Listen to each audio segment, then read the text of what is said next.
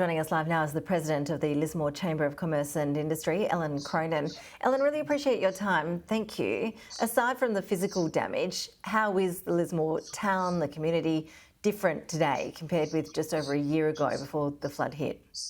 I don't think we'll ever really be quite the same again. I was reflecting on this earlier, and our world shifted this time last year, and even though we were well prepared and we thought we'd done everything that we needed to do, it just got worse and worse. And I think over the last 12 months, but especially today, because it is a significant day, very mixed emotions, very up and down. Some people handling it quite well, I think, on the surface, and others aren't. And I think that's going to be ongoing for quite some time. And Ellen, did a lot of people leave never to return? Is there a noticeable difference in terms of the population levels there? Yeah, I'm not sure how many people are still away who are in emergency accommodation elsewhere, but I have to say it does seem noticeable on some days in the business district that there are just less people, and I think many have gone for safety, to provide their kids with a safe environment. And I think it's possibly noticeable now because it's the beginning of a school year, so they've needed to move and be settled before that so they can get their kids into new schools. But I do think that a lot of, overwhelmingly, businesses have stayed, I think, and some will continue to move on.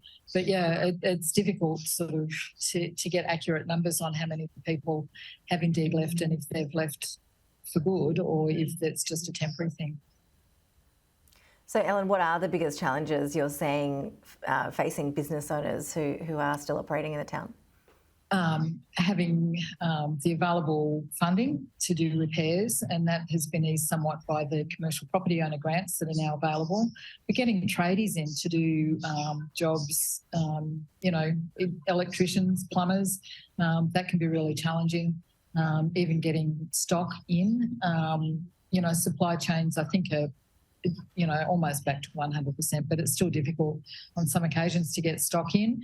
But more than anything, we need people to come and support our businesses, and locals are certainly doing that, but we'd like to remind people from outside the area that we're here, and Lismore is a great place to shop and to come and do business and to have some fantastic food.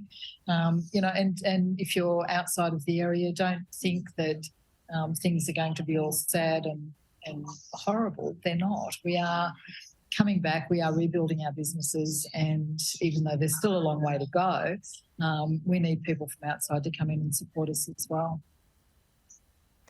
Ellen, how tricky was the insurance process? How would you describe it? I understand a year on, plenty of people are still waiting for payouts. I think that relates more to residential, I think, perhaps, than business. I don't think there's much in the way of flood insurance in town for businesses, but I think for residential, for people who have insurance claims ongoing, I think it has been an incredibly slow and drawn-out process, and people in the same street, like three people who live right next door to each other who are insured with the same company, can get quite different results and outcomes when basically they're affected in almost exactly the same way. So it's frustrating. It really is very frustrating, I think, for many, many people to actually progress their claims. I've heard of some who've been successful in settling their claims, but many more haven't been. And I think it's also been compounded by the process of buybacks, like the Resilient Homes program, the buybacks and retrofitting houses and those sorts of things. So I'm not sure how much of an impact that may have on an insurance claim, but it is certainly something that has to be factored in. And Ellen, what about levels of anxiety about something like this happening again? I mean, we all, hope and pray that that is not the case for all of you, but there must be a fear that this is coming for you again. Hopefully we never see what we saw last year again in our lifetimes. I sat in my backyard and I could actually see the CBD of town literally full of water, and I just never want to see that again. But we are a flood town, and I think we need to really focus on moving people so they have, like, everyone is completely entitled and should have somewhere safe to live. So we need to focus on that, and we need to make sure that businesses who want to move have the ability to do so. And we need to make sure that our flood preparedness and planning is reviewed frequently. And I don't want that to cause any more anxiety for people, but it's a fact of life that we need to do that. I think last year I was so proud of everyone in the CBD. All the businesses were so well prepared for what we knew. And it didn't work out that way, but for what we knew at the time, everyone's planning had been really solid and really good. And we just need to make sure that we review those plans, knowing that we are a flood town and that we will have more floods in the future.